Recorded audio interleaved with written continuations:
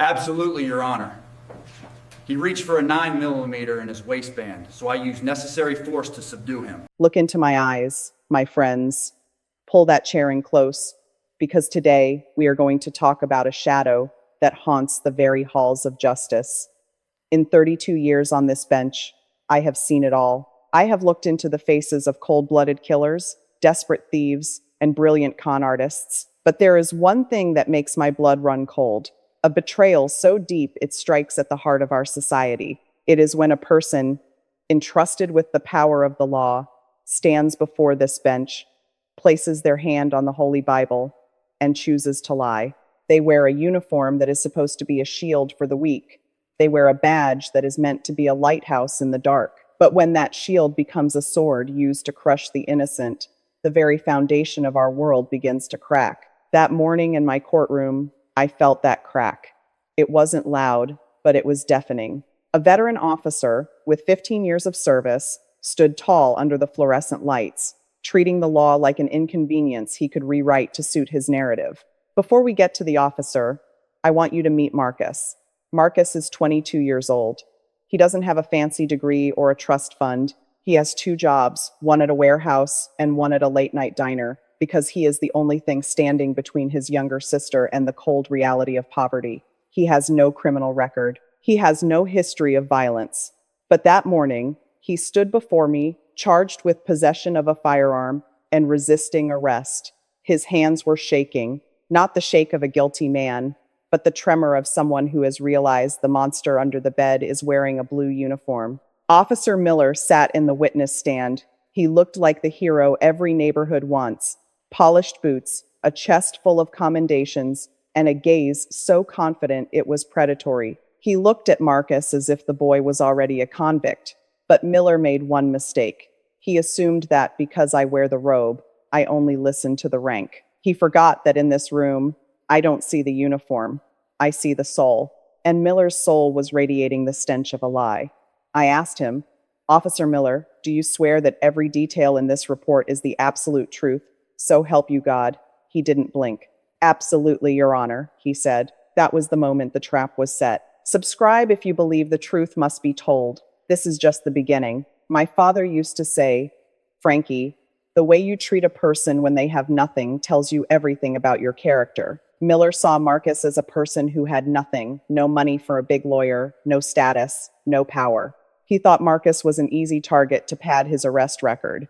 He didn't realize that in my court, Marcus has the most powerful thing of all, my full attention. The courtroom was silent, the air thick with the arrogance of a man who thought his badge made him a god. But the clock was ticking, and I was about to peel back the first layer of his deception. Stay tuned for part 2, where the interrogation begins. Pay close attention here, my friends. As Officer Miller began his testimony, the air in the courtroom grew heavy, so heavy you could hear the rhythmic, mechanical ticking of the clock on the wall. He sat in that witness stand with his spine ramrod straight, his voice booming with a practiced, professional confidence that bordered on arrogance. He recounted the events of that night as if he were reading from an action thriller where he was the only hero. He told the court he spotted Marcus loitering in a notorious dark alley, clutching a suspicious object to his chest. He claimed that when he approached, Marcus didn't just run, he turned, reached for a 9mm pistol tucked into his waistband, and resisted with what Miller called deadly intent. "I was forced to use necessary force to subdue a violent subject," Miller said, his eyes fixed firmly on the folder in front of him. He didn't look at Marcus. He didn't look at me. He was staring at a script he had meticulously crafted in his mind. He described the struggle, the way he allegedly tackled Marcus to the ground, and the moment of terror when he saw the gun glinting in the moonlight. It sounded logical. It sounded like a textbook arrest. To a younger judge, or someone who only worships the badge, they might have nodded and ended the case right there. But my father used to say, "Frankie, no matter how much you polish a lie, it always leaves behind small, jagged scraps of truth, if you know where to look." I began to look for those scraps. I looked down at Marcus. The boy was hunched over, his shoulders trembling. Every word coming out of Miller's mouth was like a spear through his soul. When Miller mentioned the gun, Marcus looked up, his lips moving as if he wanted to scream, "That's a lie." but fear had a chokehold on him. He felt the weight of the system pressing down on his chest. I signaled Marcus to stay calm with a slight nod. I needed him to believe that in this room, the truth still had a guardian. I began the interrogation. "Officer Miller," I said, my voice low and cutting like a winter wind off the Providence River. "You said the alley was pitch black, correct?" He nodded confidently. "Yes, Your Honor." Visibility was near zero. I continued, "And how many meters were you from Marcus when you allegedly saw the weapon?" He paused just for a fraction of a second, a tiny hitch in his breathing, but it was enough for me to see the calculation behind his eyes. "About 5 meters," he replied. I flipped through the crime scene report on my bench. "In your sworn written report, you stated you were 10 meters away. So which is it, officer? 5 or 10? Or is your memory as dark as that alley?" He cleared his throat, adjusting his tie. "It could have been somewhere in between, Your Honor. The situation was chaotic." Chaos, the favorite hiding place for a liar. I smiled, but my eyes remained cold and fixed on his. "And what about your body camera, officer? Surely a veteran like you wouldn't forget to activate the very thing meant to protect both you and the public?" This was where the first real crack appeared in his polished armor. Miller took a deep breath, his face tightening. "Your Honor, my camera experienced a technical malfunction at that exact moment.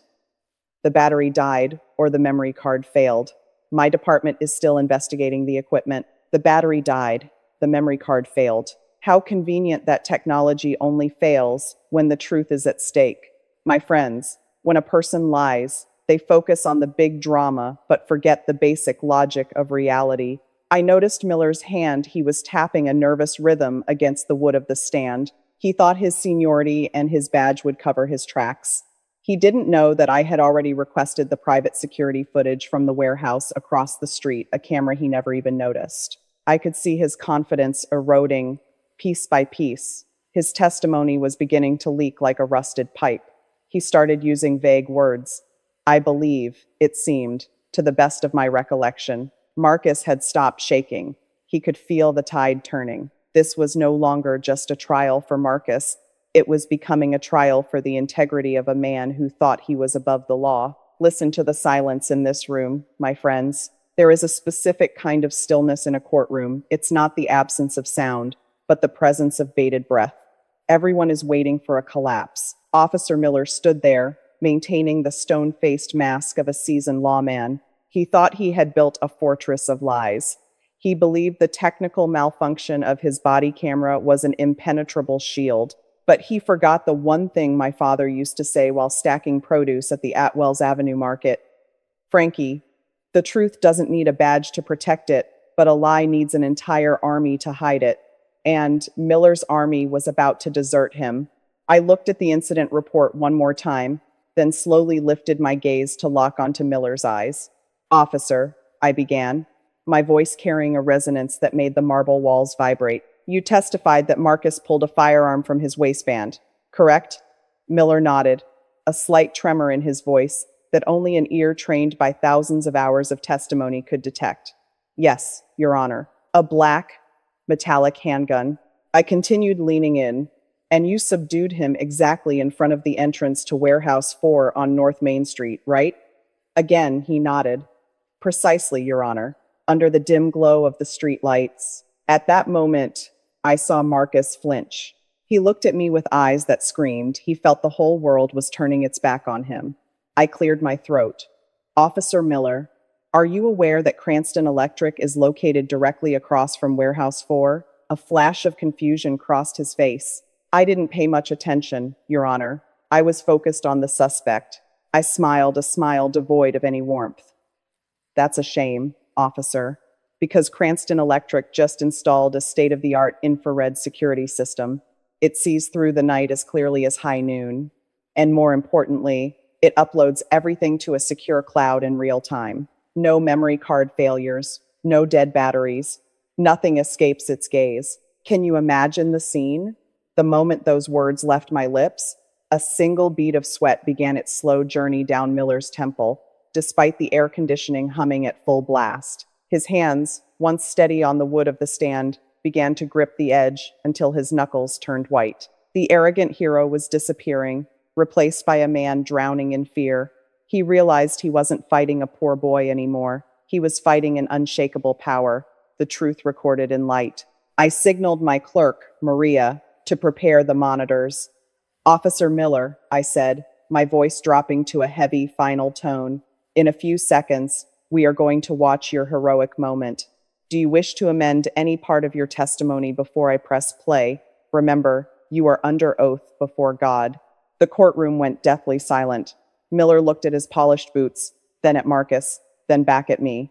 His fake authority was shattering into 1,000 pieces. He began to clear his throat repeatedly. Your Honor, perhaps due to the angle. Perhaps I misidentified a few small details in the heat of the moment. Misidentified? I cut him off. A metallic handgun and a sandwich Marcus was eating after a long shift are two things that cannot be misidentified.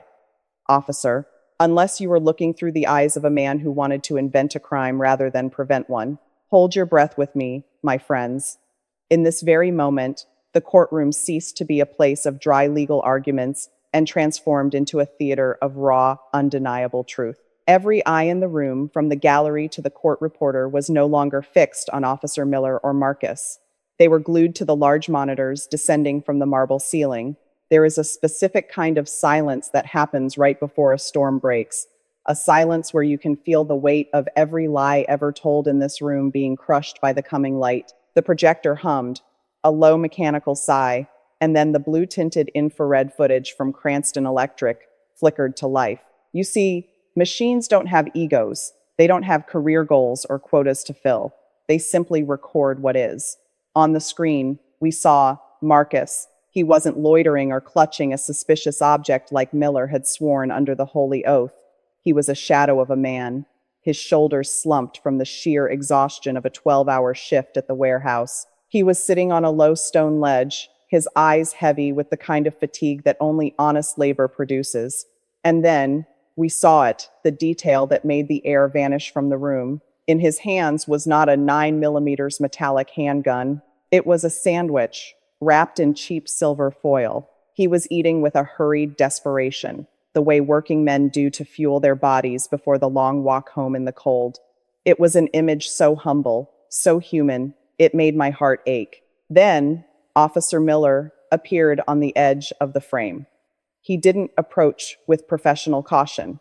He didn't shout a warning. He lunged from the darkness like a predator who had finally found a vulnerable target. He swung a heavy baton and tackled Marcus before the boy could even swallow his last bite. We watched the sandwich fly from Marcus's hand, the silver foil glinting under the dim streetlights, the very glint of steel that Miller had boasted was a weapon. He pinned Marcus to the filthy concrete, his knee in the boy's back, cuffing him, while Marcus looked completely shattered, not even understanding why his world was ending. In the courtroom, I heard a collective gasp of horror.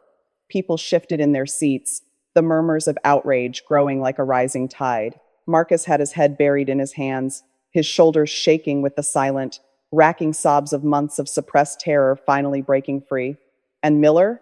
The man was ghost white. The arrogant hero, the ramrod straight protector, had vanished. In his place was a small, trembling man, caught in a lie he couldn't escape. I turned the monitors off. The silence that followed was heavier than any shout I have ever leveled from this bench. I turned my chair and looked Miller directly in the soul. Officer Miller, I said, my voice dropping to a temperature that felt like ice. In 32 years, I have seen many crimes, but few are as repulsive as a man using the power given to him by the people to manufacture a death sentence for the future of an innocent child. You swore to God you saw a gun. Tell me, officer, at what point in your 15 years of decorated service did a sandwich become a deadly weapon? Or was Marcus guilty the moment you saw the color of his skin and the weariness in his eyes? Miller's lips moved, but no sound came out. He looked at his lawyer, but even the attorney had turned his face away, in shame. The shield was broken. The sun of the truth had risen, and it was burning every lie Miller had ever told to the ground. The silence that followed the end of that footage was not just quiet, it was heavy. It was the sound of a career, a reputation, and a mountain of lies collapsing all at once.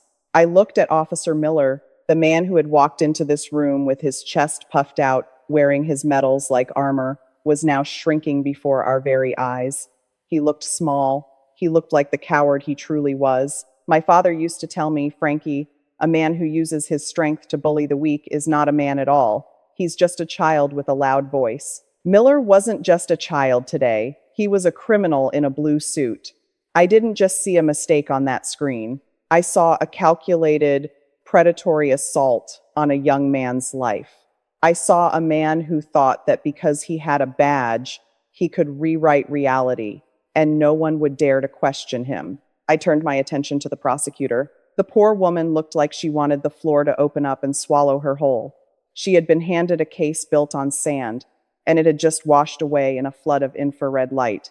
I didn't wait for her to speak. I didn't need to. Officer Miller, I said, my voice echoing through the chamber like a hammer against an anvil. You stood here, you placed your hand on that Bible, and you looked me in the eye. You swore you saw a weapon. You swore there was a struggle. You swore Marcus was a threat. I leaned forward, the shadows of the bench falling over my face, making the room feel even smaller for the man in the witness stand. But that camera doesn't care about your stories. That camera showed us a young man eating a sandwich. It showed us you attacking him without a single word of warning. It showed us you cuffed him while he was still trying to process the pain you had just inflicted on him. Miller tried to speak. His mouth opened and closed like a fish out of water.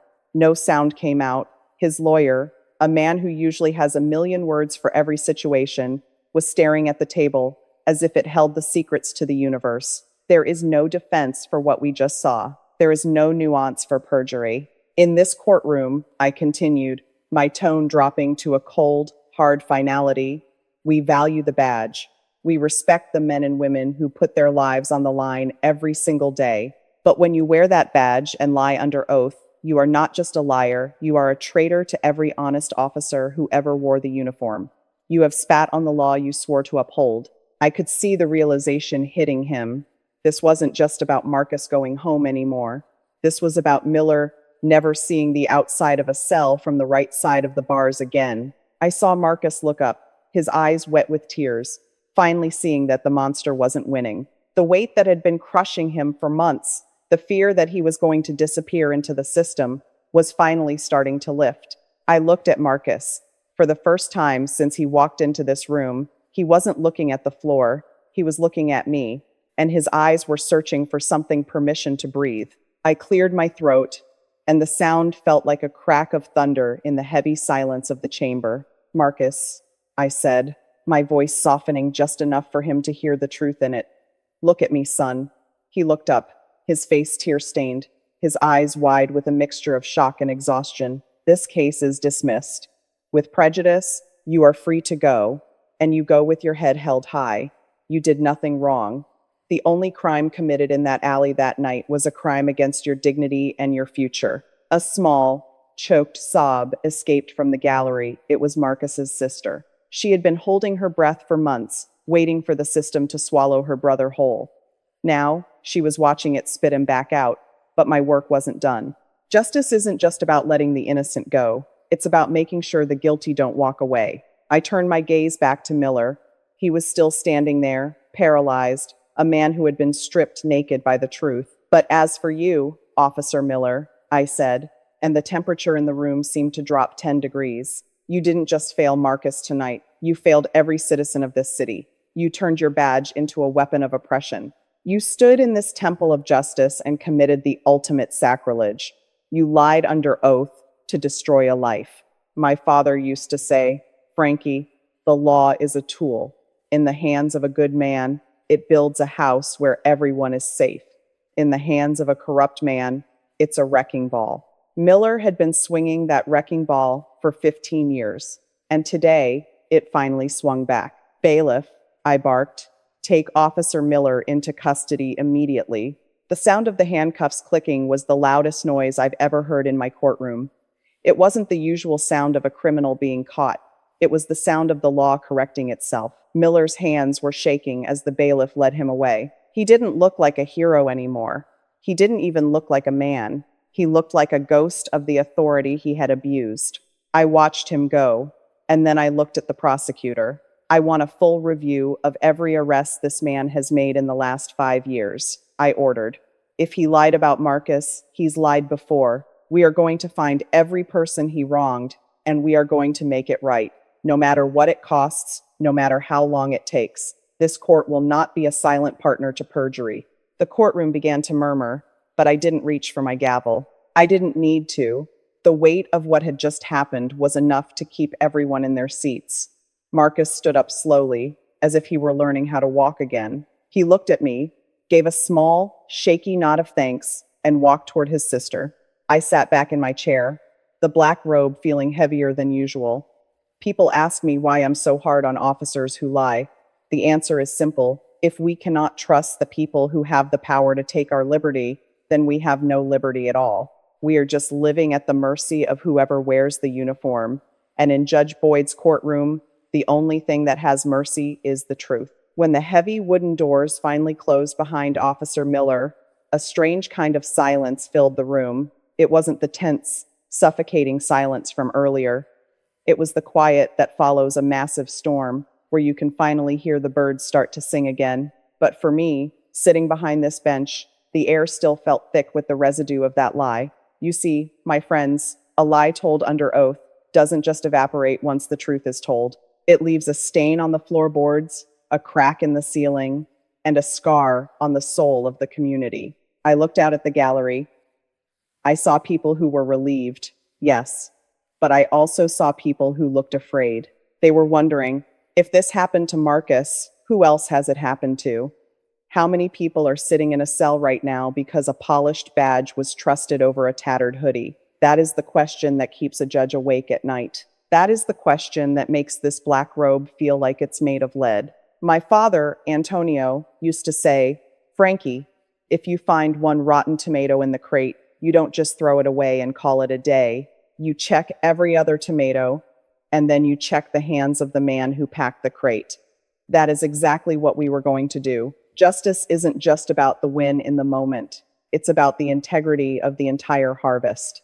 I looked at my clerk, Maria, and I told her to prepare a formal order for a special commission. We aren't just going to look at Miller's arrests. We are going to look at the culture that allowed him to think he could get away with it. We are going to build what I call the Truth and Transparency Initiative. It's not a punishment for the police. It's a protection for the good officers, the ones who go out every day and actually do the work with honor. Because no one hates a dirty cop more than a good cop. A dirty cop makes the shield feel like a target for every honest man and woman on the street. I saw Marcus's lawyer shaking Marcus's hand. Marcus looked like he was still in a dream. He was free, but he wasn't fine. You don't get tackled, lied about, and threatened with years of prison, then just go back to eating your sandwich like nothing happened. The trauma of being betrayed by your own government stays with you. It changes the way you look at a patrol car. It changes the way you walk down the street. I called Marcus back to the bench one last time. I didn't want him to leave this building thinking that the system was only his enemy. Marcus, I said, leaning forward so only he could hear me, the world tried to bury you today, but in this room, we found the shovel and we dug you out. Don't let Miller's darkness become your darkness. You have a sister who needs you, and a city that now owes you a debt of honor. Use this freedom to become the man Miller was afraid you were, a man of character. He didn't say anything. He just nodded, and for the first time, I saw a spark of something other than fear in his eyes. I saw the beginning of a new story. The courtroom is quiet now, my friends. The heavy oak doors have settled into their frames. The gallery has cleared, and the hum of the city outside is all that remains. But the air still vibrates with the weight of what happened here today. I sit at this bench, looking at the empty chair where Marcus sat, and I think about how close a life came to being extinguished by a single, calculated lie. People often ask me, Judge Boyd, why do you care so much about the small details? Why do you dig so deep? Today is your answer. Because if we don't dig, the truth stays buried under the weight of authority and the shine of a badge. If that infrared camera hadn't been there, Marcus would be a number in a prison cell right now. His sister would be alone, and a predator in a uniform would be out on the streets looking for his next victim. That thought is what keeps me vigilant. That is what makes me look at every file as if it were the most important document in the world. Because for the person named on that page, it is my father, Antonio, used to sit on our porch on Federal Hill after a long day at the market. He'd look at the sunset over Providence and say, Frankie, never forget that the sun sets for everyone, the rich, the poor, the powerful, and the forgotten.